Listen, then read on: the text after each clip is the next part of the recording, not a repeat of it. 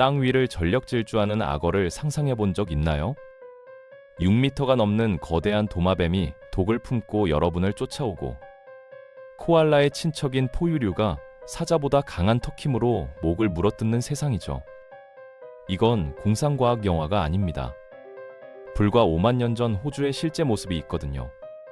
인류가 처음 발을 디딘 그 땅은 지구상 어디에서도 볼 수 없었던 최악의 생지옥이었습니다.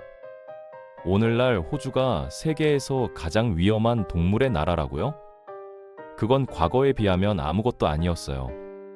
선사시대 호주는 파충류가 지배했고 포유류조차 살아남기 위해 괴물로 진화해야 했던 곳이었죠.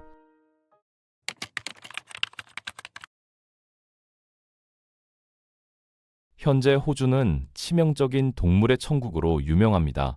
인간에게 치명적인 독을 가진 동물의 수에서 세계 1위를 차지하고 있고, 세계에서 가장 위험한 뱀 25종 중 20종이 이곳에 살고 있거든요. 상위 11종은 모두 호주산이죠.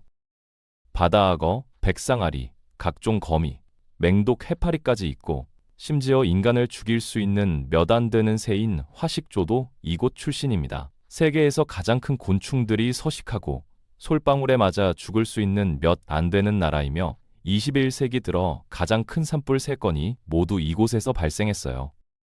그런데 놀랍게도 현재의 호주는 과거에 비하면 훨씬 온순해진 겁니다. 공룡시대를 말하는 게 아니에요. 불과 5만 년 전만 해도 호주는 거대한 왕도마뱀과 땅 위를 달리는 악어들이 지배했던 곳이었거든요. 인류가 처음 호주 땅을 밟은 그 시기, 이 대륙은 혼돈의 절정에 달해 있었습니다. 당시 호주를 지배한 건 포유류가 아니라 파충류였어요.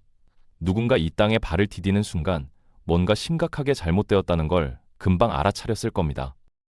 그 중에서도 가장 충격적인 존재는 쿠인카나라는 생물이었습니다. 이건 악어를 닮은 뭔가가 아니라 진짜 악어류였는데 땅 위에서 편안하게 달릴 수 있었거든요. 플라이스토세 시대 호주의 최상위 포식자 중 하나였죠. 오늘날 악어들과 많은 특징을 공유했고, 한때는 진짜 악어로 분류되기도 했습니다. 하지만 매우 독특한 두개골 구조 때문에 지금은 멸종한 메코스쿠스과로 재분류되었어요. 이상한 머리뼈만큼이나 이상한 다리도 가지고 있었는데 악어치고는 엄청나게 긴 다리였거든요. 몸을 지면에서 높이 들어올릴 수 있었고, 잠재적으로는 전력 질주도 가능했던 것으로 보입니다. 이로 인해 육상 포식자로 분류되는데, 발굽처럼 생긴 발가락과 수영에 적합하지 않은 평평한 꼬리가 추가 증거죠. 안타깝게도 육지에 사는 모든 생물에게 쿠인카나는 결코 작은 동물이 아니었습니다. 대부분의 성체가 3m, 즉 10피트 정도였고, 무게는 200kg, 즉 440파운드였어요. 중간 크기의 미국 악어와 거의 동일한 무게였죠. 걱정하지 마세요. 더 큰 개체들도 있었으니까요. 한 표본은 길이가 6m, 즉 20피트에 달했습니다. 이 크기면 포유류를 잡아먹는데 전혀 문제가 없었고, 운 나쁜 인간도 때때로 먹잇감이 되었을 거예요. 이 악어에게 공격당하는 건 완전한 악몽이었을 겁니다. 이빨이 동물을 필레미냉처럼 썰어버리도록 설계되어 있었거든요. 각각의 이빨은 칼날처럼 압축되어 있었고, 톱니가 심하게 나 있었습니다. 이런 종류의 이빨을 지포돈트 치아라고 부르는데, 수각류 공룡에서 흔히 볼 수 있던 거죠. 이런 악랄한 치열 덕분에 쿠인카나는 자기보다 훨씬 큰 동물도 쓰러뜨릴 수 있었습니다. 한 번 물 때마다 엄청난 양의 살과 근육을 찢어냈거든요. 심지어 물속으로 뛰어들어도 이 악어를 피할 수 없었을 가능성이 있어요. 육지에서 대부분의 시간을 보냈음에도 불구하고 능숙한 수영 실력을 가졌다는 증거가 있기 때문이죠. 충격적이게도, 아니 이쯤 되면 충격적이지 않을 수도 있겠네요. 수영도 할 수 있고 공룡 같은 이빨을 가진 육상 악어조차 다른 호주 생물들로부터 안전하지 않았습니다. 바로 역사상 가장 큰 육상 도마뱀이 돌아다니고 있었거든요. 메가라니아라는 녀석이죠. 최근 인기 덕분에 이 파충류에 대해 들어봤을 가능성이 꽤 있는데, 더 이상 메갈라니아로 알려지지 않는다는 건 몰랐을 수도 있어요. 현재 학명은 바라누스 프리스쿠스입니다.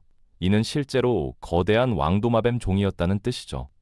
이런 분류 변경에도 불구하고 메갈라니아는 여전히 원래 이름으로 불리는데, 아마도 그게 훨씬 더 어울리기 때문일 겁니다. 메갈라니아는 위대한 포효자로 번역되는데 엄청난 크기를 암시하는 이름이거든요. 실제로도 엄청났어요.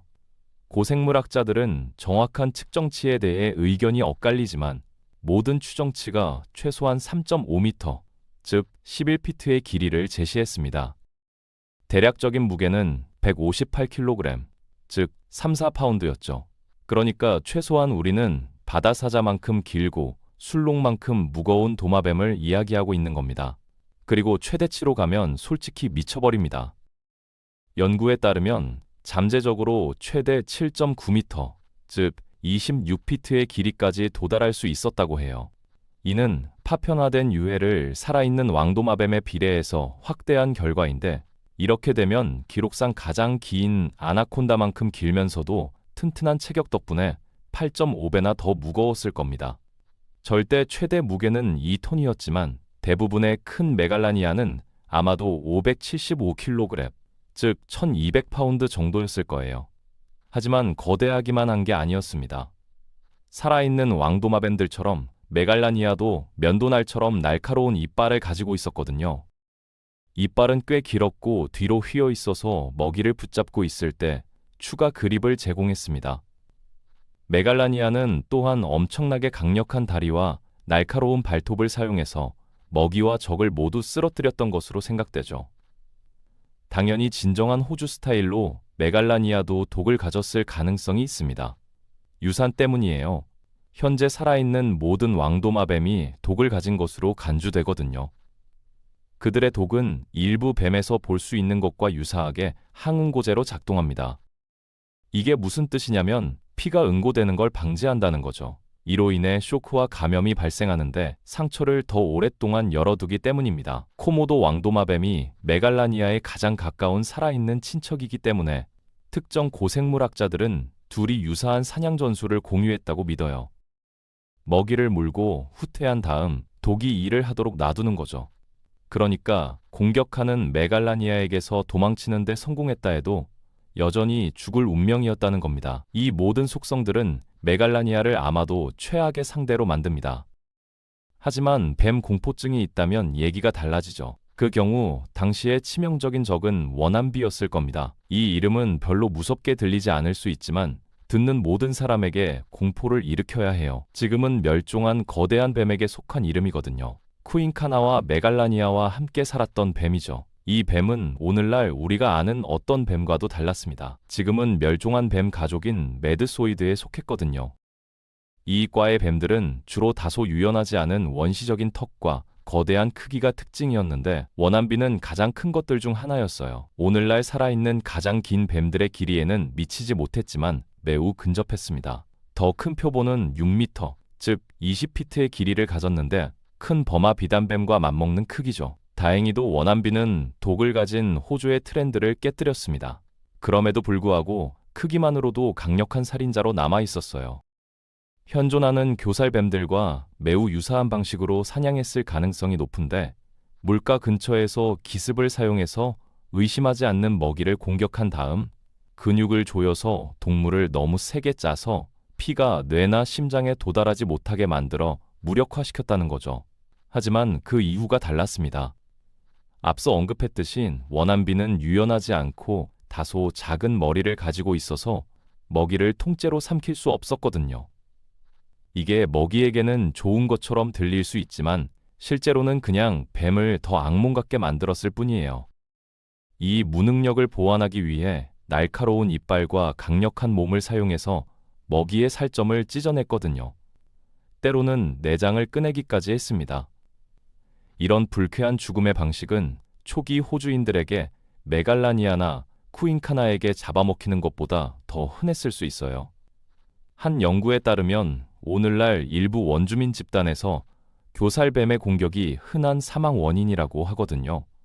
이쯤 되면 어떤 포유류도 그렇게 많은 파충류와 함께 살아남을 수 있었는지 궁금할 만합니다. 답은 포유류들도 똑같이 미쳤다는 거예요. 가장 잘 보여주는 예가 틸라콜레오입니다. 이 포유류는 엄청난 크기로 가장 잘 알려져 있는데 성체가 호주에서 살았던 것으로 알려진 가장 큰 포유류 포식자였거든요. 평균적으로 표본들은 유럽 멧돼지와 비슷한 크기였어요. 가장 큰 티라콜레오는 완전히 성숙한 암컷 사자나 호랑이와 동등했고 몇 가지 특징도 공유했습니다. 하지만 이건 고양이과가 아니었어요. 전혀 아니었죠. 실제로 티라콜레오는 유대류 포유류였고 코알라와 가장 가까운 친척이었거든요. 코알라처럼 티라콜레오도 더 작은 뇌를 가졌던 것으로 생각됩니다. 하지만 이 경우 작은 뇌는 엄청난 이점이었어요. 두개골에 극도로 밀도 높은 근육과 넓고 튼튼한 뼈를 위한 더 많은 공간을 주었거든요. 결국 알려진 어떤 포유류보다도 파운드당 가장 강한 물어뜯는 힘을 갖게 되었습니다. 중간 크기의 틸라콜레오가 자기보다 2.5배 큰 사자와 같은 힘으로 물어뜯을 수 있었던 것으로 추정되죠. 이로 인해 고생물학자들은 이 유대류가 자기보다 15배나 무거운 큰 몸집의 먹이를 쓰러뜨릴 수 있었을 것으로 의심합니다. 그리고 치열 덕분에 극도로 독특한 방식으로 그렇게 했을 가능성이 높아요. 다른 포유류에서 볼 수 있는 길쭉한 송곳니와 유사한 큰 앞니로 구성되어 있었거든요. 게다가 거의 평평한 칼날처럼 생긴 거대한 아버금니를 자랑했습니다. 강력한 근육과 함께 이 기괴한 이빨들은 동물을 죽이는데 놀라운 효과를 발휘했어요. 앞니로 살 속 깊이 찔러 넣는 동시에 아버금니로 불쌍한 동물의 기관, 척수, 동맥을 절단해서 온갖 치명적인 문제를 일으켰거든요. 이 살해 방식이 너무 효율적이어서 연구자들은 이 유대류 사자가 큰 모기를 죽이는데 1분도 안 걸렸을 것으로 생각합니다. 같은 작업에 아프리카 사자는 15분 이상 걸릴 수 있는데 말이죠. 그리고 어떤 이유로든 물어뜯기가 효과가 없다면 티라콜레오는 치명적인 발톱도 가지고 있었어요. 앞발 각각에 하나씩 큰 수축 가능한 발톱이 있었는데 반대 가능한 엄지손가락에 붙어 있었거든요. 이는 이 발톱들을 쉽게 움직일 수 있었고 필요하면 치명타를 날릴 수 있었다는 걸 의미합니다. 이 추가 무기들은 또한 갈고리 모양이어서 티라콜레오가 등반가였을 것이라는 생각으로 이어지는데 표범처럼 사냥감을 나무 위로 끌어올렸을 가능성이 있죠. 등반 능력은 또한 동굴과 허마용을 탐색할 수 있게 해서 이미 과도하게 강력한 유대류에 또 다른 복잡성을 더했습니다. 이 모든 걸 감안하면 호주에는 의심할 여지 없이 꽤 무서운 포식자들이 도처에 있었고 처음 도착한 인간들의 삶을 상당히 흥미롭게 만들었죠. 그들에게는 초식동물 주변에서도 평화를 찾을 수 없었을 겁니다. 생물학적 살인기계에 대응해서 초식동물들도 꽤 흉폭해졌거든요. 이를 잘 보여주는 예가 디프로토닌입니다. 멸종한 유대류로 가장 가까운 살아있는 친척은 워벳이죠. 둘은 어떤 면에서는 비슷하게 생겼습니다. 하지만 원백과 달리 디프로토도는 거대했어요. 최대 3.85톤까지 나갔을 가능성이 있는데 이는 완전히 자란 아시아 코끼리와 무게가 같다는 겁니다. 이 크기는 절실히 필요한 내구성을 제공했고 사냥을 의심스러운 시도로 만들었을 거예요. 놀랍도록 강한 물어뜯는 힘의 존재로 인해 더욱 저지되는 작업이었죠. 디프로토도는 엄격한 채식주의자였지만 그럼에도 불구하고 여전히 끔찍한 물어뜯기를 가지고 있었어요. 뒤쪽 어금니에서 11,000뉴턴의 힘에 도달했는데 기술적으로 인간의 대퇴골을 부러뜨리기에 충분한 힘이었거든요. 코끼리 크기의 원배에 더해 새들도 선사시대 호주에서 엄청나게 컸습니다. 특히 게니오르니스라는 새가 그랬는데 한때 널리 퍼져 있던 공포새를 닮았지만 실제로는 드로모르니스, 즉 천둥새로 알려진 날지 못하는 새의 별도 가족에 속했어요. 게니오르니스를 포함한 이 과의 모든 구성원은 위협적인 외모에도 불구하고 초식동물이었던 것으로 믿어집니다. 하지만 많은 고대 호주 생물들처럼 방어력의 균형을 맞추기 위해 크기를 가지고 있었죠. 게니오르니스는 특히 일상적으로 인간보다 큰 키로 자랐는데 평균 개체가 2미 즉 6.5피트였습니다. 게다가 이 새는 거대하고 튼튼한 뼈를 가지고 있어서 내구성과 무게감을 주었고 그 결과 4분의 1톤의 무게가 나갔어요. 크기만으로 충분한 억지력이 안 되면 게니오르니스는 언제든 불이나 날카로운 발톱을 사용해서 너무 가까이 다가온 포식자를 물리칠 수 있었습니다. 이쯤 되면 고대 호주가 방문하고 싶은 마지막 장소였다는 게 명백해야 합니다. 정말로 이 모든 걸 확실히 하기 위해 오늘날 호주의 거의 모든 위험한 동물도 그때 여전히 존재했다는 걸 기억하세요.